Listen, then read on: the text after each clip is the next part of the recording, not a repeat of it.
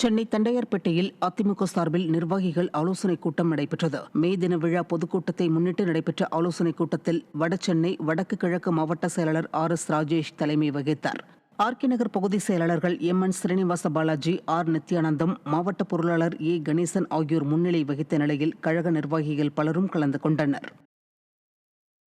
திருவண்ணாமலை மாவட்டம் வந்தவாசி அருகே அதிமுக சார்பில் பூத் கமிட்டி அமைப்பது குறித்த ஆலோசனைக் கூட்டம் நடைபெற்றது. வடவணக்கம்பாடி கிராமத்தில் தெல்லார் மேற்கு ஒன்றியம் அதிமுக சார்பில் நடைபெற்ற ஆலோசனைக் கூட்டத்திற்கு திருவண்ணாமலை வடக்கு மாவட்ட கழக செயலாளர் தூசி K மோகன் தலைமை தாங்கினார். கழக அமைப்பு செயலாளர் முக்கூர் சுப்பிரமணியன் முன்னிலையில் நடைபெற்ற இக்கூட்டத்தில் சிறப்பு அழைப்பாளராக கழக அமைப்பு செயலாளரும் திருவண்ணாமலை வடக்கு மாவட்ட பூத் கமிட்டி பொறுப்பாளருமான ராமு கலந்து கொண்டு நிர்வாகிகளுக்கு ஆலோசனை வழங்கினார்.